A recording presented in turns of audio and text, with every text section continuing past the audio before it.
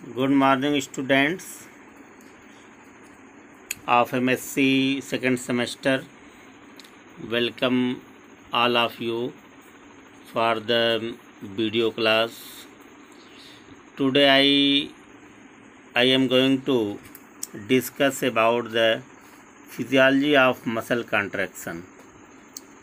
Physiology of muscle contraction, ये जैसा कि हमने पिछले वीडियो में आपको बताया था कि नर्व कंडक्शन के बाद जो सिलेबस में जो दूसरा टॉपिक है फिजियोलॉजी ऑफ मसल कंट्रैक्शन, जिसमें आपको पढ़ना है structure and mechanism of contraction of skeletal muscles.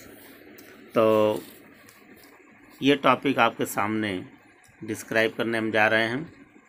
तो सबसे पहले तो हमें फिजियोलॉजी ऑफ मसल कंट्रैक्शन में मसल्स के बारे में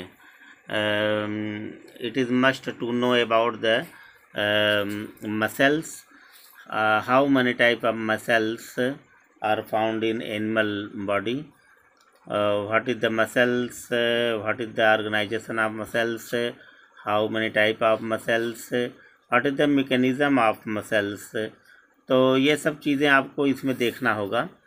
तो सबसे पहले इंट्रोडक्शन लेकर के हम शुरू करते हैं कि जैसे क्योंकि मसल के बारे में आपने बीएससी में भी स्टडी किया है, लेकिन एमएससी लेवल पर जो आपको स्टडी करनी है और इसमें जो थोड़ा सा माइन्यूटली ऑब्ज़र्व करना होता है, बहुत ही बारीकी से हर चीज़ों को टेकअप करना होता है और इसके जो है कि माइन्यूट ऑब्जर्वेशन के साथ साथ जो है, क्योंकि इसमें बहुत से ऐसे क्वेश्चन पुटअप किए जाते हैं जो बहुत डीपली होते हैं, इसके लिए यहाँ पे बारीकी से ध्यान देना होता है।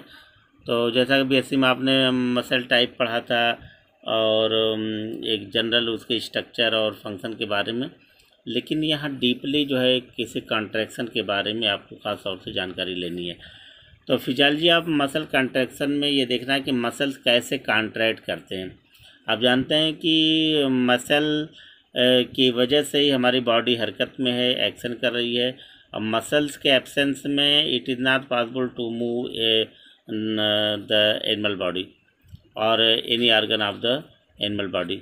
बिना मसल्स के बॉडी मूव ही नहीं कर सकती, और क्योंकि मसल्स ही है जो बोन को जो है कि बोन से जुड़ा होता है, और ये जो है कि बोन में भी अगर एक्शन हो रहा है, फंक्शन हो रहा है, तो मसल्स की देन है। तो कुछ खास चीज़ें हम यहाँ से शुरू करते हुए आगे बढ़ रहे हैं, इसके बाद फिर मसल्स पर आएंगे। तो फिजियोलॉजी ऑफ मसल कंट्रैक्शन के इंट्रोडक्शन में हम यहाँ से आपको डिस्कस करने जा रहे हैं। When an impulse reaches the muscle fibres of A motor unit. देखिए, ये मसल कंट्रैक्शन पिछले वीडियो में भी हमने बताया था कि नर्व कंडक्शन जो आपने पढ़ा था उससे अलग नहीं है, उसी से जुड़ी हुई बात है, उसी से जुड़ा हुआ ये कंसेप्ट है, टॉपिक है, इसलिए वहीं से हमारी बात शुरू होती है, वहीं से डिस्कस शुरू होता है, वहीं से एक्सप्लेनेशन शुरू होता है। एक बार आपको थोड़ा सा मुड़ करके नर्व कंडक्शन की ओर चलना होगा। पहले हमने बताया ही था कि दो तरह के नर्व होते हैं, दो तरह के नर्व, एक सेंसरी नर्व और एक मोटर नर्व। तो सेंसरी नर्व बॉडी के किसी भी पार्ट से मैसेजेस को, इम्पल्स को ले करके ब्रेन तक पहुंचाते हैं। अब ब्रेन से डिसाइड मैसेज को लेकर के फिर मोटर नर्व जो है बॉडी के डिफरेंट पार्ट तक लेके जाता है, और उसी हिसाब से फिर जो है एक्शन होता है, बॉडी के आर्गन और मसल्स एक्शन करते हैं। तो वहीं से बात शुरू होती है इस डिस्कस में। When an impulse reaches the muscle fibre, जब कोई मसल्स जब कोई इम्पल्स यानी सूचनाएं, मैसेज जो है मसल्स के पास पहुंचता है, मसल फाइबर के पास पहुंचता है नर्व के द्वारा, और वो नर्व कौन सा होता है? मोटर यूनिट होता है। यानी दो तरह का हमने बताया, सेंसरी नर्व, दूसरा मोटर नर्व होता है।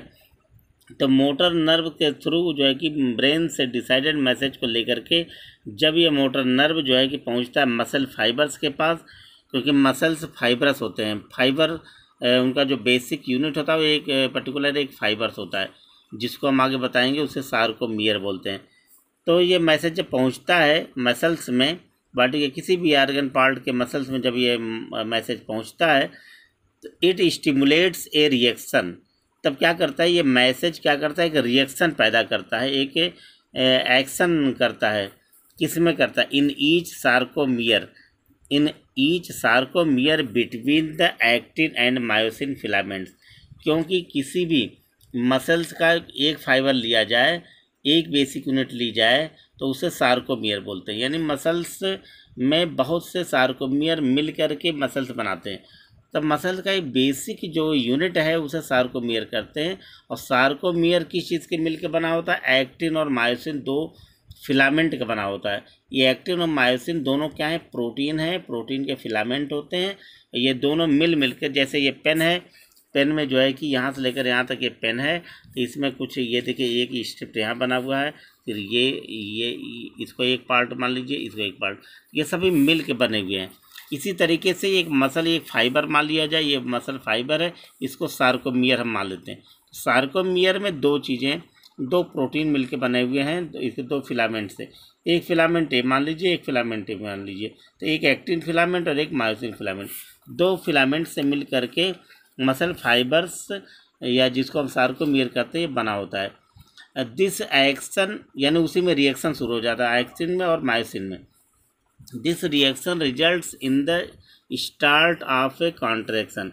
और यही एक्टिन और मायोसिन जो होते हैं किसी मसल फाइबर में यानी सार्कोमियर में, यही मिल करके क्या करते हैं, जब रिएक्शन करते हैं तो जो रिजल्ट सामने आता है, जो परिणाम सामने आता है रिएक्शन से, उसी से क्या होता है, कॉन्ट्रैक्शन शुरू होता है। मसल कॉन्ट्रैक्ट करना, इस तरह से कॉन्ट्रैक्ट करना शुरू करते हैं, मसल कॉन्ट्रैक्ट करते हैं। और यही हमें पढ़ना, मसल कॉन्ट्रैक्शन कैसे करते हैं, इसे डीपली हमें पढ़ना। And the sliding filament theory. और आपको ये बता दें कि जब ये एक्टिन मायोसिन फिलामेंट जो प्रोटीन के बने होते हैं सार्कोमियर के अंदर, ये जब रिएक्शन करते हैं तो उनके परिणाम स्वरूप कॉन्ट्रैक्शन होता है मसल्स में, एक शॉर्ट कॉन्ट्रैक्शन होता है। और ये कॉन्ट्रैक्शन जो है जिस थियरी के थ्रू होता है उसे बोलते हैं स्लाइडिंग फिलामेंट थियरी। स्लाइड से बना है स्लाइडिंग, यानी कि ये जो एक्शन होता है, रिएक्शन का जो परिणाम यानी एक्शन होता है, एक्शन यानी रिएक्शन होता है मसल्स में, ये स्लाइडिंग फिलामेंट थियरी के थ्रू होती है। ये क्या थियरी है ये आगे चल के आपको एक्सप्लेन करेंगे, लेकिन यहाँ पे आप सिर्फ इतना समझें, ये जो है कि स्लाइड बनाते हुए चलते हैं। यानी कि कोई भी कॉन्ट्रैक्शन वाली मसल फाइबर से कॉन्ट्रैक्शन हो रहा, तो कॉन्ट्रैक्शन यहाँ से स्टार्ट होगा तो स्टेप बाय स्टेप होगा। ये नहीं कि स्टार्ट होते पूरे मसल्स में कॉन्ट्रैक्शन होगा, यानी एक लहर की तरह से एक जो है कि एक्शन होते हुए ही चलता है। जैसे मसल न्यूरॉन में आपने पढ़ा था, नर्व में, तो उसमें ये सिंक बनता है, स्पाइक बनते हुए चलते हैं। उसी तरह से जब रिएक्शन होता है तो ये स्लाइडिंग फिलामेंट मतलब स्लाइड बनाते हुए, यानी कि छोटे छोटे स्टेप पर एक्शन करते हुए आगे बढ़ते चले जाते हैं। That is sliding filament theory बोला जाता है। और एक तीसरे तरह का जो प्रोटीन होता है, एक तो एक्टिन मायोसिन प्रोटीन तो यहाँ पे मौजूद ही है, एक तीसरे तरह का जो है कॉम्प्लेक्स, क्योंकि एक्टिन और मायोसिन फिलामेंट मिल करके कॉम्प्लेक्स बनाते हैं। Troponin is a complex of 3 protein that are integral to muscle contraction. इस तरह से एक्टिन मायोसिन के रिएक्शन के थ्रू एक्शन होता है, कॉन्ट्रैक्शन होता है स्लाइडिंग फिलामेंट के थियरी के अनुसार। और उससे क्या होता है कि ये जो इन सबों के मिल के दोनों प्रोटीन के मिल करके एक जो है ऐसा स्वरूप, ऐसा स्ट्रक्चर, ऐसा ऑर्गेनाइजेशन बन जाता है जिससे लगता है कि तीसरा प्रोटीन बन चुका है। तो उस तीसरे तरह के प्रोटीन को जो है ट्रोपोनिन कहते हैं। Troponin is a complex of 3 protein, और ये तीनों का मिलकर के कॉम्प्लेक्स बनाता है। और यही जो है इंटीग्रल टू मसल यही जो है मसल कॉन्ट्रैक्शन के लिए वास्तव में जिम्मेदार होता है। और यही अंदरूनी इसका जो है कि वजह है कि मसल कॉन्ट्रैक्ट करता है एनिमल बॉडी में। और आगे चलते हैं इंट्रोडक्शन में ही। During muscle contraction the thin actin filaments slide over the thick myosin filament. यानी कि जब कॉन्ट्रैक्शन होता है तो एक्टिन और ये मायोसिन जो प्रोटीन का फिलामेंट है वो एक दूसरे के ऊपर स्लाइड बनाते हैं। स्लाइड बनाने का मतलब जैसे कि ये पेन है, पेन और इसका ये जो है कि कैप है, कैप जब जो है कि अगर यहाँ से जोड़ दे तो ये पेन देखिए थोड़ी लंबी हो गई, और जब इसको इसमें लगा देते हैं तो ये समझिए कि इतनी जगह कवर कर ली, यानी ये कैप जो इस पर एक स्लाइड बना दिया। इसी तरीके से एक्टिन के ऊपर मायोसिन, मायोसिन के ऊपर एक्टिन जो है एक दूसरे के ऊपर ओवरलैप कर जाते हैं। ओवरलैप कर देने से जो है कि एक स्लाइड बन जाता है, इसी को स्लाइडिंग फिलामेंट थियरी बोलते हैं। During muscle contraction the thin actin, क्योंकि एक्टिन पतला होता है, thin actin filaments slide over the thick myosin filament. तो क्योंकि मायोसिन फिलामेंट जो है मोटा होता है, थिक होता है, तो इसके ऊपर एक्टिन जो थिन फिलामेंट है ये चढ़ जाता है, यानी ऊपर से कवर कर लेता है, एक स्लाइड बना देता है। तो जब स्लाइड बना देता है इस तरह से दो तीन स्टेप सामने आते हैं स्लाइड थियरी में। यानी जैसा कि हमने स्लाइडिंग फिलामेंट थियरी का नाम लिया, तो स्लाइडिंग फिलामेंट थियरी को शार्टली यानी ब्रीफ में हम यहाँ पर दे रहे हैं। तो जो ही ये स्लाइड बनाते हैं, यानी कि एक्टिन जो है मायोसिन के ऊपर जब चढ़ जाती है, यानी एक स्लाइड बना देता है, कवर उसको ढक लेता है, तो मसल से जो लंबे लंबे थे तो छोटे हो जाते हैं। जैसे ये इतनी लंबा मसल्स है और जब एक दूसरे को चढ़ गया तो ये देखिए छोटा हो गया। तो इसी तरीके से स्लाइड बना लेते हैं। तो इसमें जो है कि 3 तरह के जो है कि एक्शन सामने आते हैं। देखिए, तो ये स्टेप ए, स्टेप बी, स्टेप सी। तो स्टेप ए में क्या होता है, when calcium is present, the blocked active site of the actin clears.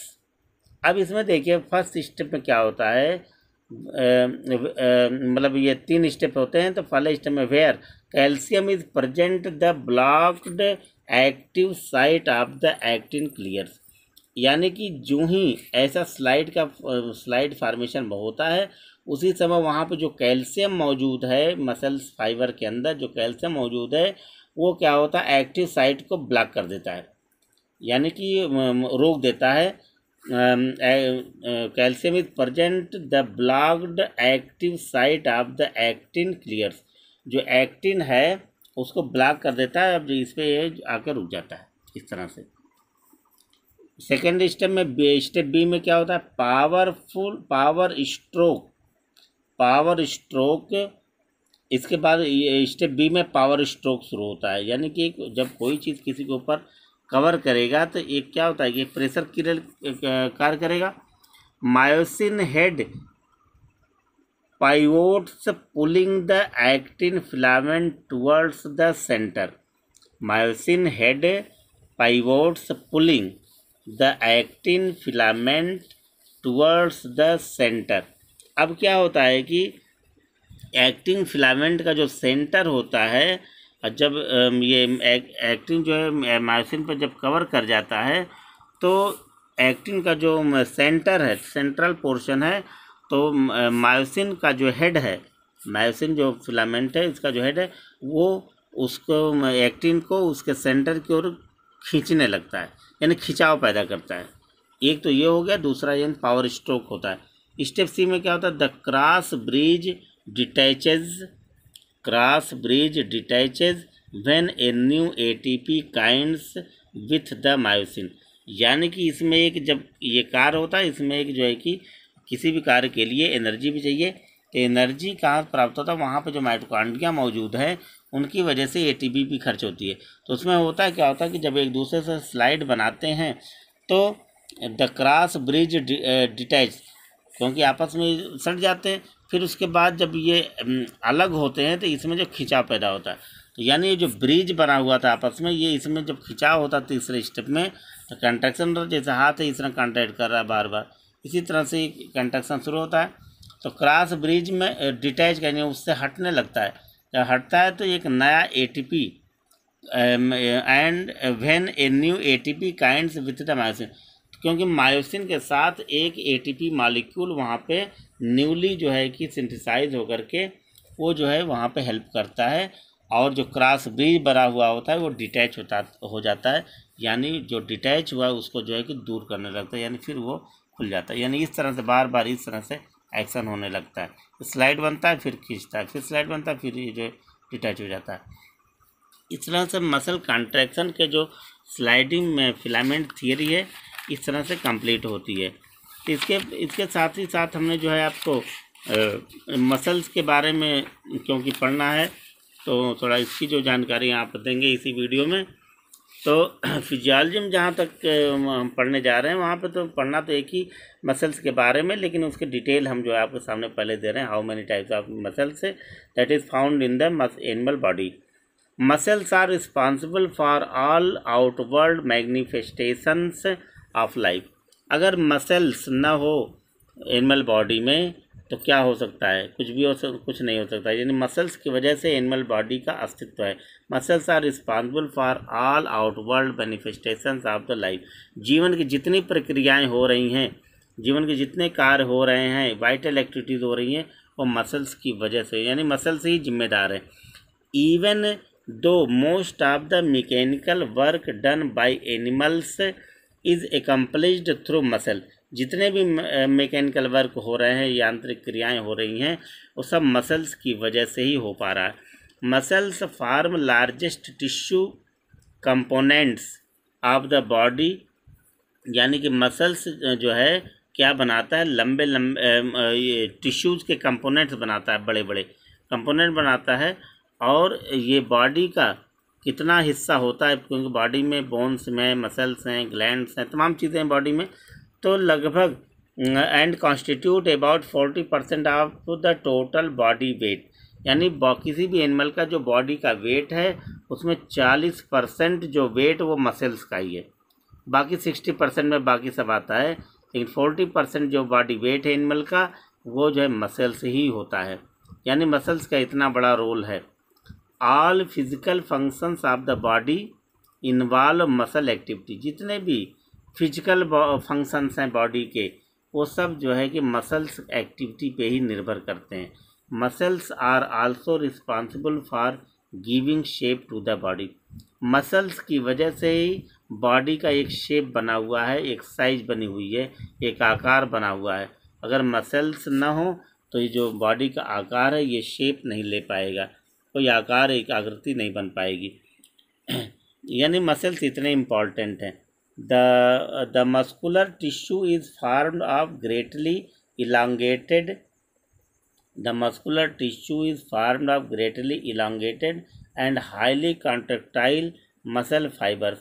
यानी जो मस्कुलर टिश्यू हैं मसल से बने हुए, क्योंकि मसल्स फाइबर भी एक सेल हुई है, जैसे न्यूरॉन सेल, उसी तरह मसल सेल भी होते हैं जिनको सार्कोमियर, पर्टिकुलर एक सार्कोमियर बोलते हैं। तो ये जो है कि ये मसल ये फाइबर्स जैसे होते हैं। ऐसे फाइबर्स होते हैं मसल्स के, ये कॉन्ट्रैक्टाइल यानी बहुत तेज़ी से इलांगेटेड होते हैं और हाईली कॉन्ट्रैक्टाइल होते हैं, वो कॉन्ट्रैक्ट करते रहते हैं और मूवमेंट होता रहता है उसमें। Which are placed together in the connective tissue to form bundles. और कई जो है कि मसल फाइबर्स मिल करके आपस में जो है कि जुड़ जाते हैं और वो एक बंडल बना लेते हैं। जैसे कूचे में तमाम सींक होते हैं, मिल करके एक मोटा जो है कि झाड़ू या कूचा बनाते हैं, उसी तरीके से तमाम मसल फाइबर्स मिल करके जो है कि एक एक बंडल बनाते हैं। तो ये बंडल में यानी ग्रुप में होते हैं। आगे आएगा डिटेल इसके बारे में, जब मसल कंट्रैक्शन पढ़ेंगे इसका स्ट्रक्चर भी सामने आएगा। अब हमें देखना है कि मसल्स एनिमल बॉडी में मसल्स कितने प्रकार के होते हैं। Muscles, there are 3 types of muscles found in animal body. वो कौन कौन से हैं? 3 types of muscular tissue have been distinguished. यानी 3 तरह के मस्कुलर टिश्यू पाए जाते हैं, यानी मसल्स ऑर्गेनाइजेशन पाया जाता है एनिमल बॉडी में। वो कौन कौन से हैं? फर्स्ट है नॉन स्ट्रेटेड और प्लेन और स्मूथ और विसरल मसल्स। यानी एक मसल्स के कई नाम हैं। नॉन स्ट्रेटेड यानी ये कि लंबे लंबे नहीं होते हैं, ये स्ट्रेट नहीं होते, सीधी रेखा में नहीं होते, नॉन स्ट्रेटेड। और प्लेन या ये प्लेन होते हैं, पूरी तरह से प्लेन होते हैं। और स्मूथ चिकने होते हैं। और विसरल मसल्स यानी बहुत लचीले, मुलायम, सॉफ्ट होते हैं। तो जो फर्स्ट टाइप है मसल्स का, इसके कई नाम हैं। Non striated muscles, plain muscles, smooth muscles और विसरल मसल्स। और ये मसल्स जो है बॉडी के इंटरनल आर्गन में, बॉडी के अंदर जो है पाए जाते हैं, इसलिए इनको विसरल मसल्स कहते हैं। ये चिकने होते हैं या प्लेन होते हैं या नॉन स्टेटेड होते हैं। यानी कि स्टेट, जैसे पेन एकदम स्ट्रेट है, ये इसी तरह स्ट्रेट नहीं होते, नॉन स्टेटेड होते हैं। इसके अलावा दूसरा मसल्स है स्टेटेड मसल, स्टेटेड और स्ट्रिप्ड और स्केटल मसल। सेकंड जो मसल्स है वो स्ट्रेटेड है, यानी सीधा सीधा है, इस तरह से बंडल के रूप में, एकदम फाइबर्स के रूप में है। स्ट्रेटेड सीधा, स्ट्रेटेड और स्ट्रिप्ड। स्ट्रिप मतलब इसमें धारी धारी बने होते हैं, धब्बे धब्बे, जैसे इसमें बने हुए हैं, बैंड बने हुए हैं इस तरह से, 3 4 5 इसमें बैंड है, इसी तरह से, यानी स्ट्रिप दिखाई देते हैं इसमें। कहीं लाइट स्ट्रिप्ड होते हैं धब्बे, कहीं जो है कि डार्क धब्बे होते हैं, इसलिए स्ट्रिप्ड मसल्स भी इसीलिए इनको कहा जाता है। और स्केलेटल मसल्स, यानी कि बॉडी में जो स्केलेटन है, जो कंकाल है, यानी बोन्स का जो ऑर्गेनाइजेशन है, bony organisation of the body in animals, उसी से मतलब स्केलेटन से जुड़े हुए, यानी बोन से, हड्डियों से जो मसल ये जुड़े होते हैं मसल्स, इसलिए इसको स्केलेटल मसल्स कहते हैं। क्योंकि अगर ये बोन से, हड्डियों से नहीं जुड़े होंगे तो फिर जो है ये हड्डियों को मूवमेंट नहीं करा सकते, यानी बोन और मसल्स दोनों आपस में जुड़े हुए होते हैं, इसीलिए इसको स्केलेटल मसल्स भी कहते हैं। तो इस तरह से 2 मसल्स हो गए, एक जो है कि नॉन स्टेटेड और दूसरा स्टेटेड मसल, इसी को स्केलेटल मसल्स या स्टेप्ड मसल्स भी कहते हैं। थर्ड टाइप का जो मसल्स है, तीसरा वो कार्डियक मसल्स। कार्डियक मतलब जो हमारा जो एनिमल बॉडी में जो हार्ट है, हार्ट जिस मसल्स का बना होता है उसे कार्डियक मसल्स कहते हैं। कार्डियक मतलब होता है हार्ट, हार्ट मसल्स, यानी कि ये हार्ट जिस मसल्स का बना होता है, क्योंकि हार्ट का मसल्स इन दोनों मसल्स से अलग होता है, क्योंकि हार्ट के मसल्स को ज़िंदगी भर काम करना होता है, और अगर ये मजबूत न हो तो फट जाए, और उसके बाद हार्ट के साइलेंट होने पर सब सारी एक्टिविटी साइलेंट हो जाती है एनिमल लाइफ की। इसलिए 3 तरह के मसल्स हैं, एक बॉडी के इंटरनल आर्गन में सॉफ्ट पार्ट में पाए जाने वाले आर्गन मसल्स, विसरल मसल्स, दूसरा जो है कि स्केलेटल मसल्स जो बोन से जुड़े हुए होते हैं, तीसरा जिसका हार्ट बना होता है उसे कार्डियक मसल्स कहते हैं। अब जैसा कि आप जो है कि as you know that you studies about these three muscles in the BSc classes in the detail, but here you must study about the only one type of skeletal muscles and detail। अब यहाँ पे आपको तीनों muscles के बारे में नहीं पढ़ना है, ये 2 मसल्स जो हैं आपके नॉन स्टेटेड और कार्डियक मसल्स, इन दोनों के बारे में आपको यहाँ पे नहीं पढ़ना है, आपको सिर्फ एक मसल्स के बारे में पढ़ना है, स्केलेटल मसल्स, और इसका जो डिटेल स्टडी यानी इसके कॉन्ट्रैक्शनल पोर्शन को देखना है। कॉन्ट्रैक्शनल पोर्शन के लिए हम जो है आपको लेके चलेंगे एक एक जो है कि टॉपिक पर, लेकिन इस मसल्स को स्केलेटल मसल्स के डिस्क्रिप्शन से पहले आपको जो है कुछ इससे जुड़े हुए टर्म हैं, इसको आपको देखना ज़रूरी है, क्योंकि कुछ ऐसे टर्म्स यहाँ पर आएंगे स्ट्रक्चर में और इसके फंक्शन में, तो ये टर्म के बारे में जानकारी पहले आपको हासिल कर लेनी ज़रूरी है, क्योंकि अभी हम अपने टॉपिक न आकर के हम अभी मसल कॉन्ट्रैक्शन के इंट्रोडक्शन में चल रहे हैं। तो इससे रिलेटेड कुछ ज़रूरी बातें हैं जो आपके सामने हम देने जा रहे हैं। About 40% of the body is skeletal muscles and perhaps another 10% is smooth and cardiac muscle. यानी कहने का मतलब है बॉडी में हम अभी आपने सुना कि एनिमल बॉडी में 40% जो मसल्स होता है, 40% जो वेट होता है वो मसल्स का ही होता है, और 60% में बॉडी के और आर्गन आते हैं। लेकिन यहाँ पे एक पिकुलियर थोड़ा माइन्यूट ऑब्जर्व करना, वहाँ तो जनरल में बताया गया, लेकिन आप ध्यान देंगे कि ये तीनों मसल्स में बॉडी में 40% ये जो मसल्स का वेट है, और या बॉडी के जो 40% है वो स्केलेटल मसल से ही है, और इसके बाद 10% जो है वो स्मूथ मसल और कार्डियक मसल्स में आता है। यानी कि ये तीनों मसल्स को जोड़ दिया जाए तो 50% ये हो जाते हैं, 50% में बॉडी वेट का बाकी पार्ट होता है। तो इसलिए माइन्यूट ऑब्जर्वेशन के दौरान इस चीज़ को सामने देखा गया कि 40% जो मसल्स है बॉडी में स्केलेटल मसल्स ही हैं, और 10% में दूसरे हैं, यानी कार्डियक मसल्स और smooth muscles. Some of the same basic principles of contraction apply to all 3 different types of muscles। यानी कि जो बेसिक प्रिंसिपल है कॉन्ट्रैक्शन का, यानी मसल्स जो कॉन्ट्रैक्ट कर रहे हैं, क्योंकि मसल कॉन्ट्रैक्ट करने वाले तीनों मसल कॉन्ट्रैक्ट करते हैं, चाहे वो स्टेटेड मसल्स हैं यानी विसरल मसल्स, या स्केलेटल मसल्स, या कार्डियक मसल, ये तीनों कॉन्ट्रैक्ट करते हैं। तीनों के कॉन्ट्रैक्शन, तीनों में कॉन्ट्रैक्शन होता है, लेकिन हमें पढ़ना है यहाँ पे पढ़ना है जो है कि सिर्फ स्केलेटल मसल्स के बारे में ही पढ़ना है, लेकिन कॉन्ट्रैक्शन तीनों में होता है। तो तीनों जो बेसिक जो प्रिंसिपल है, जो रूल है, प्रिंसिपल्स ऑफ कॉन्ट्रैक्शन, वो जो बेसिकली एक ही तरह का होता है। तो same basic principle of contraction apply to all 3 different types of muscle. 3 तरह के मसल्स होते हैं, तीनों टाइप के मसल्स में जो बेसिक प्रिंसिपल्स ऑफ कॉन्ट्रैक्शन है, जो मैकेनिज्म है, लगभग एक तरह के होते हैं। यानी अगर स्केलेटल मसल्स के कॉन्ट्रैक्शन के बारे में अगर आपने पढ़ लिया सही ढंग से, तो समझिए कि तीनों मसल्स में बेसिकली इसी तरह का मैकेनिज्म काम करता है। तो ये तो क्लियर हुआ, लेकिन इसके साथ कुछ टर्म हैं जो आपको यहाँ पे देखना ज़रूरी है। इसको समझने के बाद ही हम आपको जो है कि मेन टॉपिक पर आएंगे। तो इसको लेकर के हम जो है दूसरे वीडियो में ये बाकी चीज़ें को, ये इसके टर्म्स को, प्लस जो है स्केलेटल मसल्स के फंक्शंस को, कॉन्ट्रैक्शन को लेकर के कोशिश करेंगे, आपके सामने डिस्कस करेंगे। Thank you all students.